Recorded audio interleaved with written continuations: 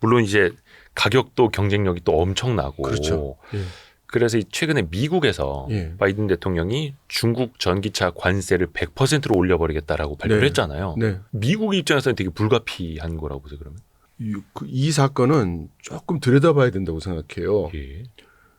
몇 가지 의문점이 있습니다. 네. 첫째는 원래 이게 출발이 요 직전에 중국이 쓸데없이 생산 능력을 너무 투자를 해놔가지고 물건을 지나치게 많이 만들고 과잉 생산하고 과잉 잉여 생산을 하고 그렇죠. 재고도 막 많이 있어가지고 네. 이거를 그냥 막 전 세계에 팔아 제끼니까 세계 시장이 교란되고 그래서 그러니까 너희는 이렇게 하면 안 된다. 뭐 이런 이야기를 하지 않았었나요? 네네네. 미국이? 예. 그러면 중국에서 과잉 생산하는 물건들이 많아요. 그래서 중국도 자인하는 것들이 많아요. 우리 이거 너무 생산 많이 해서 문제야. 이거 어떻게 해야 돼? 뭐 이런 것도 많아요.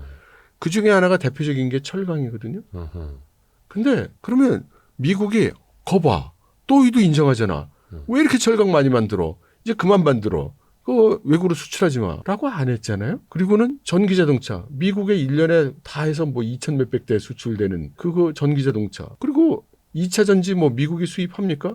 GM이 중국 2차 전지 수입한다고 그랬더니 그거 못하게 했잖아요. 네네. 그러면 중국 전기자동차에 실려오는 건데 그럼 뭐 그다음에 태양광. 그러니까 이게 진지한 얘기냐 지금. 이게 미국이 하는 말을 고지고대로 들을 수 있는 거냐. 여기에 의문이 하나 있습니다. 아직 실제로 미국 땅에 들어오는 중국산 전기차 많지도 않은데 예. 일단은 장벽부터 세운다는 예. 거잖아요. 또 하나는 바로 어제 그저께죠. 그 옐런이 예.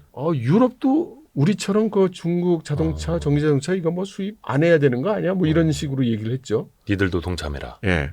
근데 그것도 이상해. 만일 정말 그런 생각이 있으면 유럽하고 미국하고는 친하니까 예. 우리 이렇게 해서 저 중국 전기자동차 수입하지 맙시다. 라고 상의해서 발표하면 얘기는 끝난 거잖아요. 근데 뭐 미국부터 먼저 던져놓고 유럽도 좀 하시지?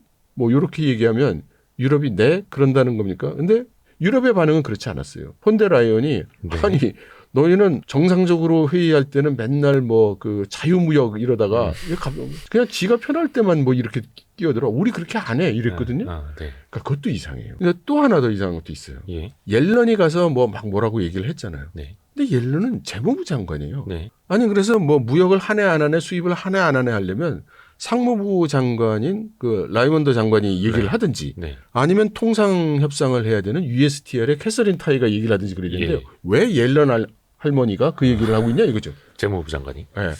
그리고 옐런이 갈 때 그 직전에 외신들이 막 떠든 얘기가 있었어요. 중국과 러시아 간의 무역을 거래해주고 있는 중국 은행들에 대해서 스위프트 배제 조치가 있을 거라는 그런 이야기가 있다는 그런 뉴스가 외신을 통해서 많이 나왔거든요. 그 국제 결제 공동망. 예. 예. 그런데 정작 옐런이 가서는 또 그 얘기가 없었어요. 그래서 저는 이거를 그 미국이 지금 발표하고 있는 말들을 고지고대로 해석하면 뭔가 앞뒤가 좀 안 맞는다. 그래서 저는 어떻게 생각하느냐면 이건 아마도 미국이 중국 러시아 관계 이 관계를 중단시키려는 의도인 것이고 그렇기 때문에 그 스위프트 배제라는 극약 처방 같은 강력한 위협을 흔든 것이고 그러한 금융 외환 쪽의 위협이었기 때문에 옐런이 갔던 것이고 그러나 그게 너무나 그 극약 처방이고 또 협상의 여지가 남아있기 때문에 그 얘기는 안 나온 것이고 거기에 대해서 블링컨이 후속으로 찾아가서 너희가 안 하면 미국이 한다. 이렇게 그야말로 협박을 하고 왔단 말이죠. 네네. 그 다음은 곧바로 이어서 푸틴이 이제 베이징을 방문하고 네. 또 이번에는 블링컨 올 때는 베이징으로도 못 오게 하고 상하이로 와 이렇게 하고 거기 출영 나간 사람도 상하이 시 공무원이 나가서 출영하고 레드카페트도 안 깔고 완전히 푸대접을 했단 말이죠. 그러면서 푸틴 올 때는 뭐 의장대 나오고 뭐 아동들 나오고 뭐 북치고 장구치고 최선을 다해서 의전을 했어요. 네. 그러니까 미국이 중국이 미래를 걸고 있는 소위 신삼양이라고 부르는 전기자동차, 2차 전지, 태양광에 대해서 이제 말하자면 위협 사격을 날린 게 아니냐. 나 진지해. 러시아하고 이제 그만해. 난 농담 아니야. 전기자동차 어쩌고는 이거는 그냥 잽이다. 나 이거 여기 라이트 스트레이트가 준비돼 있어. 또 있다. 뭐 이런 게 아닌가 이렇게 생각하고 있습니다. 물론 이제 G2 간의 패권 다툼은 계속 이어지겠지만 사실은 이 목적 중에 하나가 중국과 러시아 사이의 어떤 끈끈한 관계를 그래도 조금은 좀 떨어뜨려 놓으려는. 그러니까 러시아 푸틴 대통령이 바로 얼마 전에 전격적으로 국방부 장관을 교체했습니다. 네네. 쇼이구 장관 네. 바뀌었죠. 그러니까 쇼이구가 물러나고 새로 국방부 장관 된 사람이 아무도 예상하지 않았던 경제통 사람이 네네네. 됐단 말이에요. 예.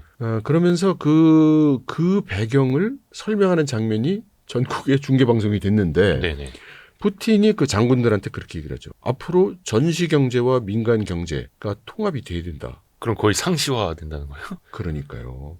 그러니까 거의 전시의 상시화. 그러니까 바로 그런 뜻이 되는 거죠. 예. 그러니까 우크라이나 전쟁이 페이즈 2로 넘어간다는 걸 시사하는 겁니다. 제2 국면. 그렇죠. 두 번째 그 단계로. 어. 그러니까 지금 러시아 입장에서는 얻으려고 한 거를 거의 다 얻어가고 있는 상태로 보이고 네. 여기서 우크라이나와 온 유럽이 동원돼 가지고 군대를 몰고 우크라이나 와서 러시아하고 전쟁을 할 거냐? 그렇지는 않겠죠. 네. 그러면 러시아가 그러면 우크라이나한테 지금까지 뺏은 땅 돌려줄게 그럴 리도 없죠. 그렇죠. 우크라이나가 알아서 가져가 그럴 리도 없죠. 네. 그러니까 일종의 소강 상태 비슷한 지지부진한 상태가 이제 계속이 되겠죠. 장기전으로 간다. 그렇죠. 아.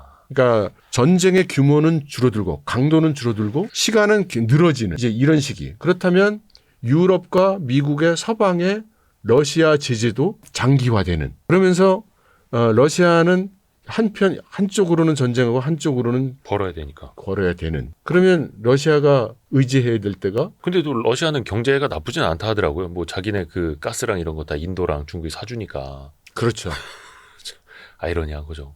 아이러니한 게 아니라 처음부터 그런 약속이었다고 저는 생각합니다. 그런 계산이 어느 정도 깔려 있었다. 예, 러시아와 중국 사이에는 아. 마치 시소의 한쪽 의자처럼 한쪽엔 러시아가 앉고 한쪽에 중국이 앉아서 중국이 언제 타이완을 공격할지 모르는 상태로 있으면 미국이 지금처럼 유럽으로 군사력을 파견하지 못하고 중국에 대비해야 되죠. 그러니까 러시아가 우크라이나 전쟁을 하는데 그게 큰 도움이 될 겁니다. 근데 만일에 중국이 타이완을 공격할 생각이 있다면 우크라이나 전선에서 계속 뭐가 일어나면 서방의 힘이 쭉쭉 그쪽으로 좀 빠지죠. 그러니까 두 나라는 그런 전략적 입장은 서로 이해관계가 맞을 거예요. 그렇죠. 그러니까 중국과 러시아 입장에서 보면 어떻게 보면 이제 미국이 공공의 적이니까 그럴 수 있죠. 뭐 힘을 합쳐야 되는 또 그런 상황인 거고. 역설적으로 미국 입장에서는 이 중러 관계의 이 타이를 결합을 끊어야 되겠다고 생각한 게 아닌가. 그렇죠. 그러니까 이제 블링컨도 가서 그렇게 얘기를 하고 옐런도 가서 그렇게 위협하고 전기자동차 이거 뭐 100% 때리고. 근데 그게 끊을 수가 있을까요? 뭐 그런 몇 가지 이제 관세나 이런 걸로 러시아와 중국이 오히려 러시아는 지금 문제가 없을 것 같고요. 예. 지금보다 나빠지지 않을 것 같고요.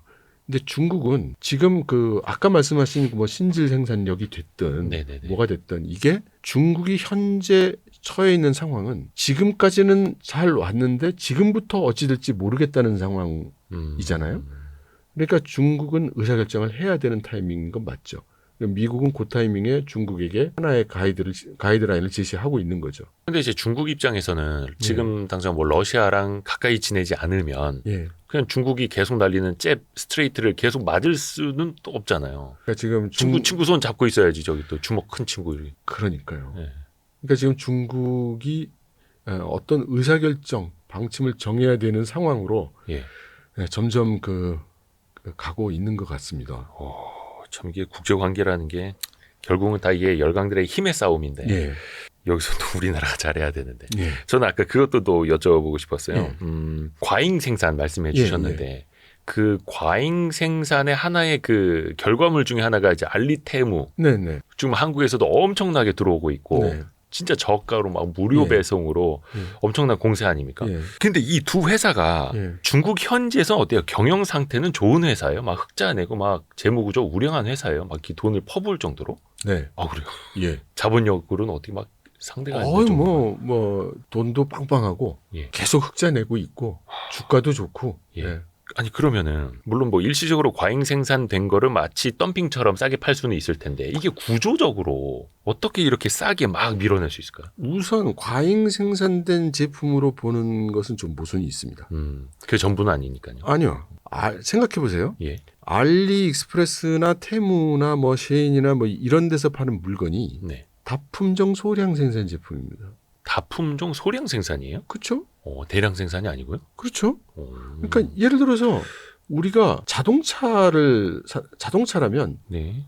소품종 대량 생산이라고 할 수 있죠. 그래야죠. 예, 뭐 컴퓨터, 테레비 이거 다 그 대량 생산 제품이죠. 그러나 우리가 뭐 예를 들어서 마우스, 그 볼펜, 네. 그다음에 무슨 옷까지 티셔츠 이게 대량 생산 제품인가요? 이게 다 이 유행도 있고 예, 계절도 있어가지고 1년 지나면 떠리로 땡처리하고 그래야 되는 제품들이잖아요. 그렇죠. 그런데 그거를 이게 뭐 중국이 잉여 생산이 많이 돼 있어가지고 이거를 막 땡처리해서 막 파나 보다. 그것만은 아니고. 예. 아마 그거하고는 차이가 큽니다. 근데 중국의 이런 그 다품종 소량 생산 품목에 해당되는 업체들이 네. 그동안 소비가 부진했고 코로나를 겪으면서 너무나 어려웠던 건 사실이에요. 그런데 지금 중국의 소비도 계속해서 지금 일어나질 않으니까 너무나 힘들죠. 여기에 그 테무나 알리익스프레스가 플랫폼을 제공해서 싫어. 우리가 팔아줄게. 가져와. 그렇죠. 예. 그런데 이제 그동안 미국 덕분에 기술이 많이 발전해가지고 예. 전에는 그 초원에 있는 중국 아저씨가 영어를 몰라. 외국에는 못 팔아. 예. 근데 지금은 AI로 번역하면 탁 나와요. 그죠? 그렇죠. 예. 그리고 이 통관 절차니 뭐 이런 것도 다 중국에서 플랫폼 만들어줘가지고 그거 다 알아서 해줘요. 그래서 요즘은 중국에서 그 플랫폼이 그 제공하는 서비스가 반위탁 서비스라는 게 있어요. 쉽게 얘기하면 아저씨는 그냥 내가 하자는 대로 해. 그러니까 물건 올려서 등록만 해. 그럼 가격도 내가 내고 하고 뭐 할인 디스카운트 결정도 내가 하고 하여튼 여기선 손해 보더라도 저기선 좀 얻게 해주고 물건 보낸 것도 내가 보내고 하여튼 내가 다 알아서 할 테니까. 그냥 우리 물류 창고에나 그냥 물건이나 갖고 오세요. 이거요. 놓고 그냥 있으면 모니터링 하다가 이상하면 그 항의나 하셔.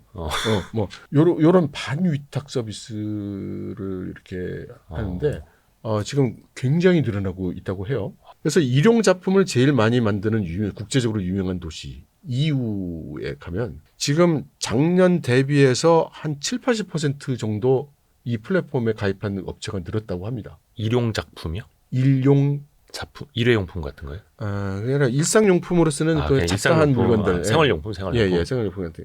그래서 지금 굉장히 이제 늘어났다고 하고요. 그게 또 현지에서는 또 엄청나게 싸게 생산이 되니 또 그렇죠. 싸게 또 배송도 되고. 예. 그 얘기를 들어보니까 이제 우리나라랑 지리적으로 굉장히 가까운 지역에다가 엄청난 규모의 물류센터를 짓고. 네. 한국 사람들이 많이 사서 쓸 것 같은 거를 몇십만 개 채워놓고 그거를 또 엄청나게 광고를 해서 이런 식으로 맞춤형으로 보낸다 하더라고요. 뭐 그럴 수 있는데요. 예.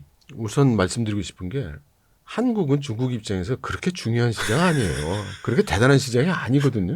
그래요? 지금 그 알리, 테무 뭐 이런 데가 지금 수출하고 있는 대상 국가가 지금 뭐 5-60개 이상 되는데 거기 엄청나게 나가요. 그 한국에서 소비해주는 양이 뭐 그렇게 엄청난 거 아니에요.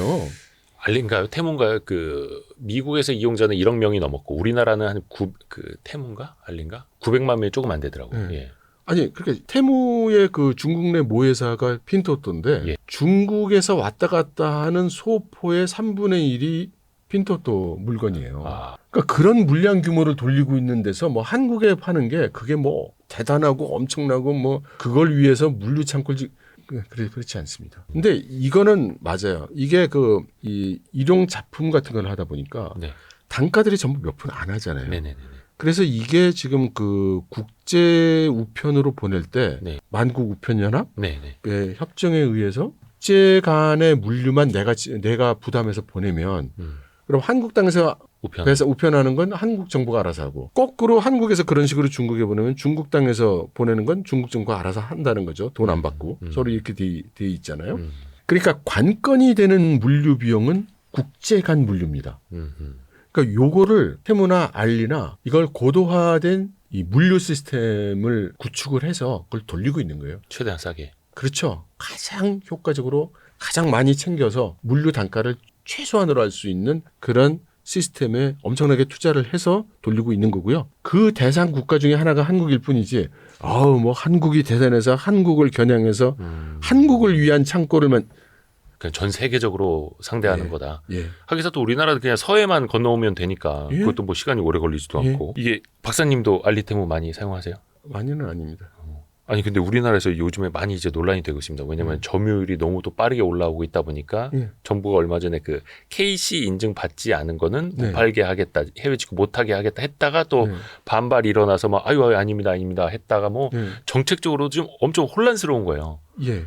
왜냐면 그것도 뭐 유해 물질이 좀 있을 수도 있고 예. 그래서 뭔가 규제는 하기는 해야 되는데 마땅하게 뭐 우리가 관세 장벽을 미국처럼 세울 뭐 그런 또 힘이 있는 건 아니고 막 우왕좌왕하더라고요. 저는 여기 그 사건을 보면서 여기 두 가지 한국이나 중국이나 똑같이 문제가 있다고 생각을 했어요. 네. 원래 이러한 모델이 가능해진 이유가 네. 이 대상 품목이 기본 전제가 네. 몇 푼 되지 않는 그렇게 엄청나게 중요한 제품이 아닌 어쩌면 한 번 쓰고 버리는 이제 이런 정도의 제품을 일단 상정을 한 정책이고 제도예요. 네. 그러니까 예를 들면은 그 볼펜 한 자루 사자고 하는데 예. 볼펜 한 자루를 그러면 KC 인증받고 무슨 관세 등록하고 무슨 안전성 테스트 거치고 그래야 되냐? 요거 한 개 수입하려면 난 한 개만 필요한데 그러면 여행 가서 하나 들고 오는 것도 그렇게 해야 되겠네? 뭐 이런 로직이거든요. 네. 그래서 이거에 대해서 여러 가지 필요하지만 그런 소량의 아주 사소한 물건에 대해서 무슨 인증받고 뭐 받고 이런 규제를 모든 걸 하라고 그러면 다 사람들한테 오히려 불편을 주니 그건 면제하자. 예. 이게 이 제도의 출발점이란 말이죠. 그러니까 여기에 대해서 뭐 인증받아라 이러면 그러면 이런 제도가 전 세계적으로 나오게 된 취지를 정면으로 부인하는 거예요. 저는 그렇게 생각해요. 두 번째는 중국도 잘못이 있는 거예요. 네네네. 이런 취지로 만들어진 제도를 뭐 지금 알리도 그렇고 테무도 그렇고 뭐 하루에 수십 톤씩 보낸단 말이죠. 그러면 이미 사소한 물건 한두 개 사는 이런 영역의 일이 아니잖아요, 이게. 이제는 네. 예, 이건 물론 각자 이 물건을 파는 볼펜 한 개 판 사람 입장은 그럴 수 있겠으나 네. 이 시장에서 나타날 때는 이게 다 뭉뚱그려서 알리익스프레스 물건으로 우리가 인지하게 되지. 그게 어디 그 산동성 무슨 마을에 사는 왕씨 아줌마가 방구석에 앉아서 만든 걸로는 생각이 안 되잖아요. 네네네. 그러니까 중국도 이런 식으로 하면 전 세계적인 반발을 살 거라는 거를 그걸 알고 있는 거네요. 그렇게 생각을 했어야죠. 네네네. 그러니까 중국은 전통적으로 남이 자기를 어떻게 생각하는지를 생각을 잘 안 하니까 남이 우리를 어떻게 보는지를 신경을 잘 안 쓰니까 그러니까 이게 그 중국이 이게 잘못하고 있는 부분이고 한국 정부의 이번 사안에 대해서는 그거를 잘 생각을 하고 합리적인 방법을 찾아야 되는데 그걸 그런 식으로 하는 게 서투르다. 이런 거야말로 중국 정부한테 이 좋은 제도를 이런 식으로 하면은 서로 피해가 나고 부작용이 크니 이거를 좀 규제를 합시다. 그럼 어떻게 당신이 좀 중국 땅 안에서 조금 애들 조심 좀 시킬 거예요? 요렇게만 해도 이게 많이 달라졌을 거예요. 이번에 무슨 뭐 자율안전협약을 맺는다고 뭐 하더라고요. 그러니까요. 자율안전 그러니까 그거를 다 사건 내놓고 북지구 창구 다 친 다음에 와서 이런 얘기를 하면 그러니까 조금 서투르다는 생각입니다. 근데 또 빠르게 또 장악을 하고 있고 가격으로는 뭐 쿠팡보다도 훨씬 싸고 물론 뭐 가격에 비해서 품질에 대해서는 뭐 여러 가지 논쟁이 좀 있기는 합니다만 이 알리테무가 대한민국의 어떤 유통 산업을 뒤흔들어 놓을 수도 있다라는 염려는 점점 커지고 있더라고요. 근데 저는 좀 이상해요. 아니 뭐 예를 들면 쿠팡, 그럼 미국 사람이 미국 자본으로 만든 회사 아니에요? G마켓, 그건 이베이가 인수한 회사 아닙니까? 그러니까 신세계 그룹이 인수했죠. 네. 네. 아니 그러니까 우리나라가 지금 원래 이베이로 시작을 해서 그러니까 지금 우리나라에 있는 뭐 인터넷 쇼핑몰 이커머스 회사 중에 몇 개나 우리 한국 회사가 운영하는 겁니까? 그러니까 이게 중국이 싫은 거죠. 중국이 마음에 안 드는 거예요, 그죠? 근데 최근에 와서 자꾸 영향이 커지니까 그게 눈에 거슬리는 거죠. 또 빠르게 시장을 장악하고 있으니. 그런데 눈에 거슬려 하는 나라는 거의 한국 정도예요. 미국이 유럽 국가나 뭐 브라질이나 아프리카 국가나 중동 국가가 테무가 이렇게 나와서 우리 너무너무 힘들어 그러나요? 아니에요. 아니 이거 마우스 미국에서 안 만들어요. 못 만들어요. 그렇죠. 브라질도 못 만들고 아프리카도 못 만들어요. 예. 그러니까 이렇게 싼 가격으로 팔아주는 데가 네. 중국밖에 없어요. 그래서 전 세계에 나온 언론을 보면 예. 문제 삼는 거는 미국에 중국이 싫어요 의원들이 상원이나 하원들이 이것도 뭐 어떻게 해야 되는 거 아니야? 요 정도고 막 뭐라고 하는 거는 한국이에요. 일본도 이렇게 안 해요. 아, 그래요? 예. 그렇죠. 사실 뭐 따지고 보면은 2000년대 초반에도 그랬고 중국이 세계의 공장 역할을 하면서 인플레이션을 완화하는데 또 많은 도움을 준 것도 사실이고 근데 이제 많이 언급이 되는 게 그거 아닙니까? 개인정보 유출에 대한 우려라든지 저 중국의 뭐 테무 앱이 됐든 알리 앱이 됐든 뭐 틱톡도 그렇고 물론 이제 미국 일각의 주장일 수는 있습니다만 개인정보 빼나간다. 악성 코드 있을 수 있다. 조심하라. 보안 문제 있을 수 있다. 이러잖아요. 아, 근데 이거를 진실을 뭐 알 수는 있을까요? 이게 어떤 근거가 있을까요? 미국이 처음에 그런 그 우려를 표출했을 때 확실히 근거는 있었다고 생각합니다. 그런데 지금 뭐 테문이 그 알리익스프레스까지 이제 이어서 이제 외연을 시켜가지고 그렇게 얘기하는 건 조금 무리는 있다고 봐요. 그러니까 지금 이런 얘기하면 욕 먹을 수 있을 것 같은데 중국 기업인들도 죽을 맛입니다. 어떤 의미에서요? 국내 시장이 안 좋으니까 해외 시장을 개척을 해야 되는데 그쵸. 해외만 나가면 손가락질을 받는 거예요. 심지어 중국에서 돈 들고 탈출해 나온 사람도 너 중국 놈이지 뭐 이래가면서 안 받아주니까 공장 만든다고 투자한다고 그래도 뭐 너 혹시 뭐 국가 안보 뭐 이런 얘기 듣고 그러니까 이제 그 사람들도 답답하죠. 하기서 이제 중국 입장에서는 내수가 원체 힘드니까 수출을 늘려야 되는데 해외에서는 또 색안경 끼고 보고 그건 또 이제 그들의 입장이고 또 우리 입장에서 또 이걸 또 방어를 해야 되고 뭐 그렇죠. 서로 간의 이해관계가 이렇게 얽혀 있습니다.